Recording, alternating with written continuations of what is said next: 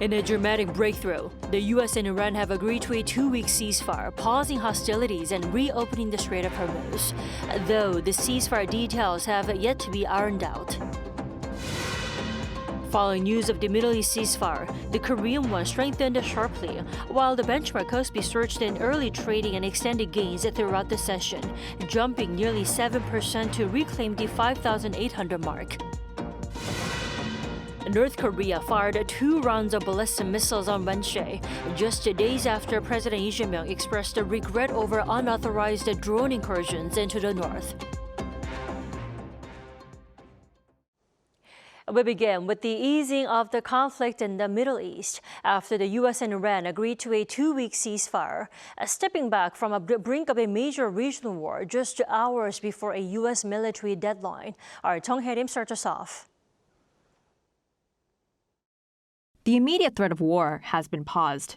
Just hours after warning that a whole civilization will die, U.S. President Donald Trump announced a suspension of military strikes against Iran. Under the 2-week ceasefire, heavily mediated by Pakistan, military escalation will be halted and the Strait of Hormuz will reopen. U.S. President Donald Trump shortly after expressed an optimistic tone on his Truth Social platform on Tuesday, calling the newly reached truce a big day for world peace and predicting a golden age of the Middle East. He added that the U.S. will help ease the massive traffic buildup in the vital waterway. Adding a financial layer to the truce, the Associated Press reports that as part of the deal, Iran and Oman will be allowed to charge transit fees on ships passing through the strait for the next 2 weeks, collecting funds Tehran reportedly plans to use for reconstruction. But while the attacks have stopped, a battle over the narrative has taken over, with both Washington and Tehran claiming absolute victory. Iran's Supreme National Security Council announced an undeniable historic defeat for the U.S. State media claimed Washington agreed, quote, in principle to a 10-point plan.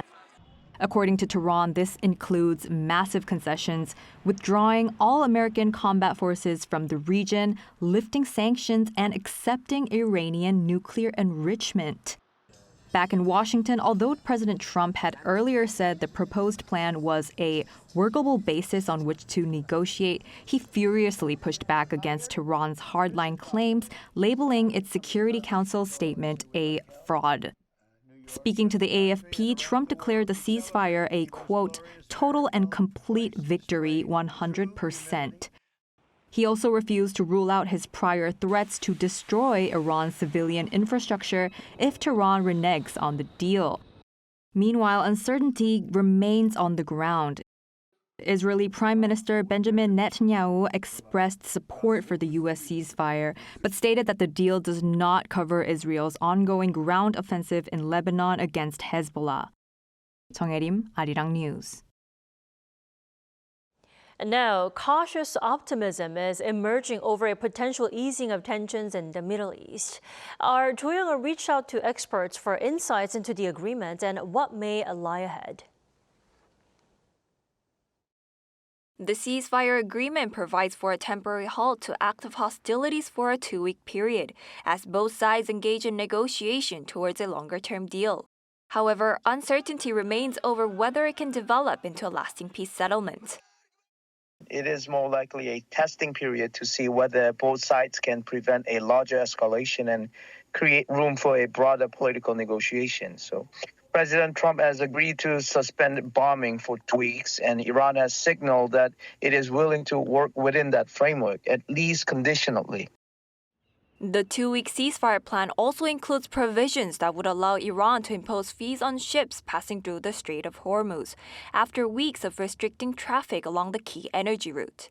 Given the strait's critical role in global energy flow, any move to formalize toll collection will likely face strong opposition not only from the United States, but also from other major global powers. I see the transit fee ideas less as a lasting system and more as a negotiating instrument. So it is a way for Iran to show that it can attach a price to instability and use maritime access as a bargaining power. The ceasefire also raises broader questions about regional stability and domestic political motivations of the Trump administration ahead of upcoming midterm elections. Another expert says that President Trump appears to be framing the move not as a retreat, but as a strategic effort to convert military pressure into political leverage. This is to preserve room for negotiations. So in that sense, the latest pose does not necessarily show that weakness in Trump's side. It shows that he is just trying to combine diplomacy with pressure. While the ceasefire signals a willingness to de-escalate, deep-rooted geopolitical tensions could still pose significant challenges to achieving lasting peace. 조영은, Arirang News. And South Korea's financial markets responded with good scores following the announcement of ceasefire in the Middle East, which came at around 7:30 in the morning when markets were gearing up to open. Now with this, the markets gained momentum and stayed strong until the trading ended. Kim Do-yeon has more. Following the announcement of a ceasefire in the Middle East, the South Korean won strengthened sharply, closing at 1,476.6 to the U.S. dollar. This is 33.61 lower than the day before after being mostly trapped above the critical 1,500 threshold in recent weeks as Operation Epic Fury prolonged and investors turned to the safe haven dollar while global oil prices surged. Domestic equities also rallied on the geopolitical de-escalation. The benchmark Kospi spiked early trading and throughout the day went up 7% to return to the 5,800 point mark, closing at 5,872.34. The index had surrendered that level 13 trading days ago as fears of a broader war intensified. A rapid buy order influx triggered sidecar trading curves on both the Kospi and Kosdaq, temporarily halting program trading. Foreign investors notably bought up more than 2.4 trillion won during the session.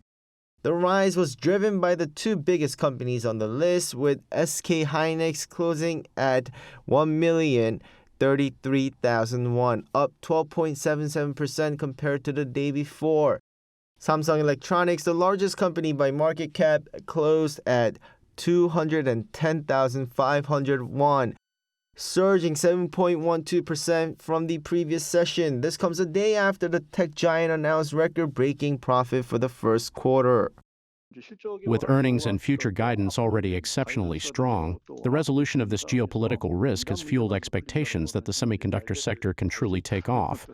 This anticipation is contributing significantly to the surge in semiconductor stock prices today. Global energy markets raised their recent risk premiums immediately. Both West Texas Intermediate and Brent crude futures crashed by more than 14%, falling to the mid-$90 range. Oil prices have been trading heavily above the $100 threshold since April 2nd, driven by fears of major supply disruptions in the region. Kim Do-yeon, Arirang News. South Korea's current account posted an all-time monthly high in February, driven by stellar exports of semiconductors. Ian-jin has the numbers. South Korea registered an all-time high current account surplus in February, driven by semiconductors and strong exports, continuing a streak of 34 consecutive months. According to data from the Bank of Korea released on Wednesday, the current account surplus totaled approximately 35 trillion won, or roughly $23.19 billion US dollars. This is a sharp increase from the $13.26 billion in January and surpasses the previous record of $18.7 billion set in December of last year.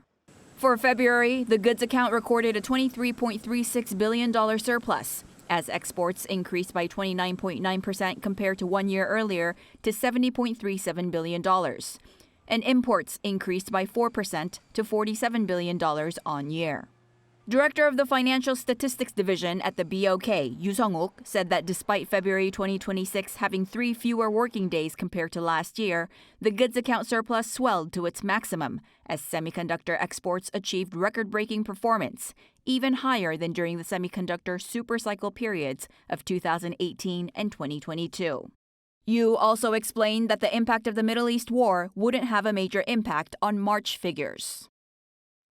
Despite the war in the Middle East, there were no major changes in the import trend of energy products based on the customs data for March. This is because of the shipping time lag for crude oil imports between the Middle East and South Korea.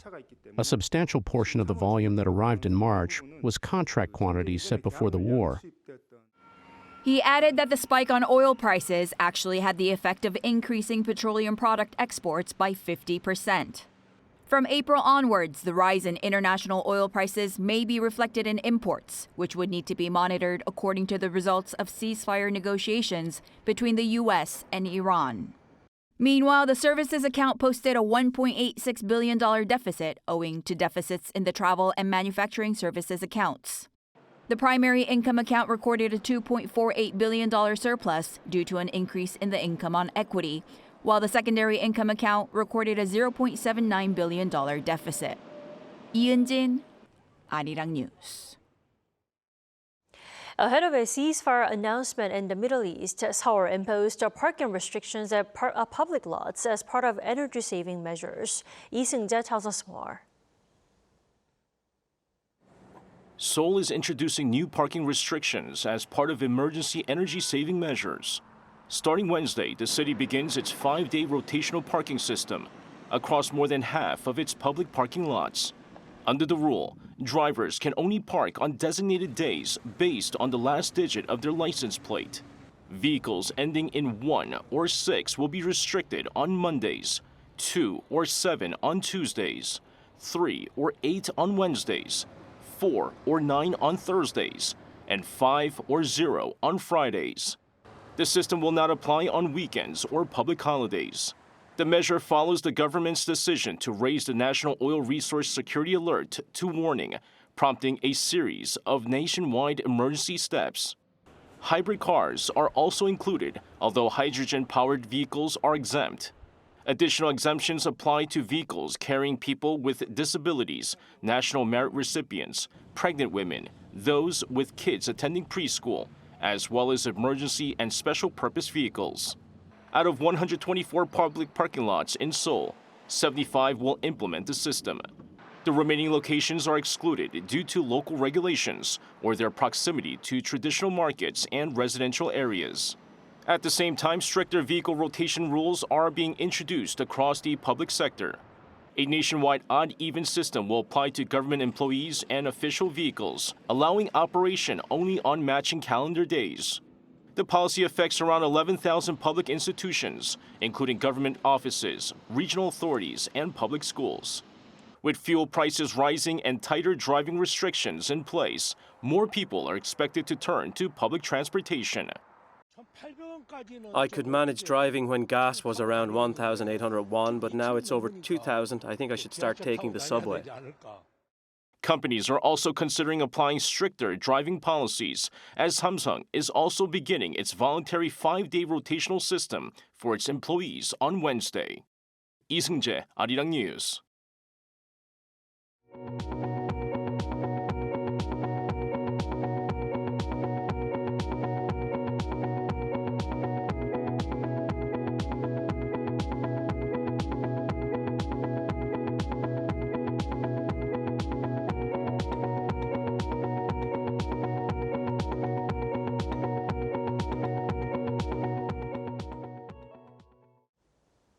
As fuel costs continue to rise, President Lee Jae-myung today visited a local logistics hub and met truck drivers to hear about some of the problems they have been facing.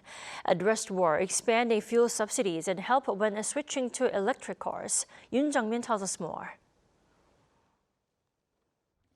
Appearing in a yellow civil defense uniform, the president went out into the field on Wednesday to tour a local freight terminal located just south of the capital.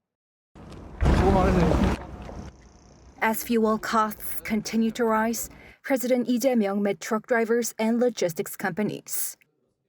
중동 전쟁 때문에 유가 상승폭이 크고 그것 때문에 특히 수송업계, 화물 수송업계에 어려움이 많은 것 같습니다. 다들 어려우시죠? The meeting was organized to hear about the hardships of businesses affected by the closure of the Strait of Hormuz, a crucial waterway for global oil supply. The government's decision to expand fuel-linked subsidies have been a great help, but the amount of support is capped. If the price exceeds the ceiling, like 2001 per liter, we have to bear the rest of the costs. Revisions are in the works at the National Assembly to expand the scope of support, and E hopes for its swift approval. Also discussed was switching to electric vehicles in the long term. Diesel vehicles will always cause environment problems, and we expect sharp demand for electric cars and the such like, but we doubt whether truck drivers can afford those expensive cars. The government needs to review relevant subsidies. 경유 휘발유 뭐 이런 거보다는 이제 전기로 전체적으로 전환을 해야 되긴 한데, 그 문제는 저희도 좀 속도를 좀 내려고 하고 있어요. Other than a fuel price cap, the authorities plan to exempt certain highway toll fees at night and temporarily allow certain truck drivers to delay their debt repayments. Yoon Jung-min, Arirang News. Also on Wednesday, President Lee Jae-myung hosted former Japanese Prime Minister Shigeru Ishiba for lunch at the Blue House. He thanked Ishiba, saying the ties between South Korea and Japan had become much more stable during his time in office. Ishiba replied that advancing Seoul-Tokyo relations have been his top diplomatic priority, and added that he was pleased to see President Lee maintaining good relationship with Japan's current Prime Minister Sanae Takaichi. Lee and Ishiba last met for talks in Busan in September last year, and Ishiba is currently in Korea to attend a forum hosted by the Asan Institute for Policy Studies. A debate over a supplementary budget to counter Middle East-driven economic risks is intensifying at the National Assembly's Special Committee on Budget and Accounts, as lawmakers hold a second and a final day of policy questioning on Wednesday. Lawmakers from the ruling Democratic Party and the main opposition People Power Party both agree on the need for emergency measures, but remain sharply divided over specific spending items, with disputes continuing over energy relief and other key provisions. The bill has already grown by nearly 3.5 trillion Korean won during committee reviews, raising the total to around 30 trillion won, around $20.4 billion if all additions are approved. Lawmakers plan to finalize the details in a subcommittee on Thursday before putting the revised budget to a full floor vote on Friday. In other news, North Korea fired another ballistic missile toward the East Sea on Wednesday afternoon, following multiple short-range launches earlier in the day, marking a rare back-to-back provocation amid heightened tensions with Seoul. Our defense correspondent Kim Bo-kyung has the details. North Korea launched yet another unidentified missile on Wednesday afternoon after having fired several in the morning. According to the Joint Chiefs of Staff, the South Korean military detected one unidentified ballistic missile at around 2:20 p.m. fired from the Wonsan area toward the East Sea, flying over 700 kilometers. This comes after the regime fired several ballistic missiles toward the East Sea earlier in the morning. The missiles, assumed to be KN-23, the so-called North Korean version of the Iskander, were launched in the morning from the Wonsan area at around 8:50 a.m. and flew approximately 240 kilometers. The launches on Wednesday came just a day after North Korea fired an unidentified projectile from the Pyongyang area on Tuesday, which reportedly showed signs of problems shortly after launch. The launches on Wednesday came after North Korea rejected the South's optimistic reading of remarks made by Kim Yo-jong on Tuesday night. North Korea's first Vice Foreign Minister Jang Geum-chul dismissed South Korea's interpretation as wishful thinking, saying the message instead calls on Seoul to acknowledge wrongdoing and avoid further engagement. He also stressed that North Korea still considers the South its most hostile state. Kim Yo-jong had described President Lee as having a frank attitude after he expressed regret over drone incursions into the north at Monday's cabinet meeting. She said that North Korea's head of state assessed President Lee as having a frank and broad-minded attitude, while still warning that Seoul should stop what she called reckless provocations against the regime and refrain from any attempt at contact. An expert said such moves were to assert dominance when it comes to peninsula issues. North Korea appears to acknowledge President Lee Jae-myung's regrets superficially, while secretly advancing its missile capabilities. Coupled with the hostile tone in recent statements by Kim Yo-jong and Jang Kim-chol, this reflects an attempt to assert dominance through action rather than words. As Pyongyang aims to leverage the Middle East conflict to further solidify its position as a nuclear-armed state, the expert added that the regime would continue with new ballistic missile launches. Meanwhile, in response to the regime's missile launches, Seoul's National Security Office held an emergency meeting in the morning, urging North Korea to halt the missile launches immediately, as they were provocative acts that violated UN Security Council resolutions. Kim Bo-kyung, Arirang News. Chinese Foreign Minister Wang Yi will reportedly be visiting North Korea on Thursday. According to Pyongyang state media Korean Central News Agency on Wednesday, Wang will make a two-day visit upon the invitation of the North's Foreign Affairs Ministry. And Chinese Foreign Ministry spokesperson Mao Ning on Wednesday also described their ties as traditionally friendly neighbors, with Wang's visit serving as an important step to promote the development of bilateral relations. Now, this comes before the expected summit between the U.S. and China, amid speculation that U.S. President Donald Trump and Chinese President Xi Jinping could discuss engagement with North Korea. As ongoing conflicts across the world generate questions about the future of America's security commitments and relationship with its allies, an annual conference here in Seoul is exploring how countries can move forward. Our Oh Seong has this report. America's relationship with its Indo-Pacific allies should be strengthened collectively by building capabilities together, with US nuclear deterrence reinforced in the face of ever-present challenges. That's according to officials and experts, including former Japanese Prime Minister Shigeru Ishiba, speaking at the annual Asan Plenum in Seoul. The key theme here is alliance modernization. Since the end of World War II, Washington has been the backbone of global security. But with US interests and priorities shifting, allies are under growing pressure to adapt. Ishiba called for a collective Indo-Pacific approach, strengthening the credibility of America's nuclear deterrence, amid concerns that the second Trump administration is aiming to reduce America's role while shifting burdens and responsibilities to its allies. If we are to reinforce that credibility of nuclear deterrence, we should urgently establish a standing framework, not only bilaterally, but trilaterally among Japan, the US, and the Republic of Korea as well. He also said Seoul and Tokyo can take the lead in multilateral regional efforts, including the formation of an Asian version of the North Atlantic Treaty Organization between US treaty allies. Asan Chairman Chung Mong-jun also called for an Asian NATO, along with the redeployment of several dozen US tactical nuclear weapons to deter against North Korea's growing nuclear capabilities and evolving global threats. The United States must carry the indispensable role of anchoring the global alliance system against the axis of revisionist powers. New threats are also emerging in cyber, space, supply chains, and emerging technologies. These developments require alliances to rethink obligations and expectations. Former US Assistant Secretary of Defense for Indo-Pacific Security Randall Shriver noted naval shipbuilding cooperation with Korea as one key example. If we were to rely only on our own capacity for production, we just couldn't keep pace. We likely won't match China in numbers, but through cooperation with partners and allies, the hope is we can field a very credible naval force for the purposes of deterrence and upholding the free and open order in the Indo-Pacific. The plenum saw some 50 global policy officials and experts exploring alliance modernization across military, economic, and technological dimensions. Oh Seong, Arirang News.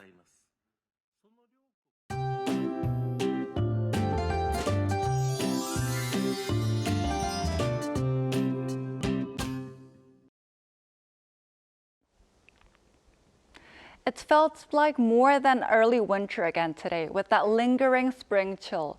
But tomorrow we're in for some much-needed rain across the country.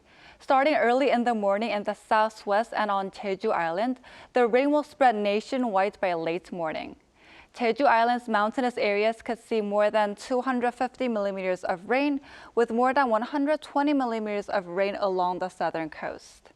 Also, up to 100 millimeters is expected in inland southern regions and around 50 millimeters in the Seoul metropolitan area.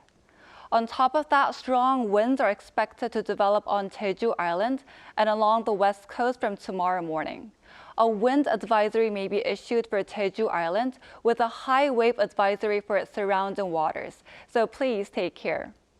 Tomorrow, Seoul will start the day at 6 degrees Celsius, Chuncheon at 3 degrees, Busan at 10 degrees. Then by the afternoon, Seoul will get up to 11 degrees, Chuncheon at 12 degrees, Jeju will hit up at 20 degrees. This rain is expected to ease off by Friday afternoon in most areas. Now here's a look at the weather around the world.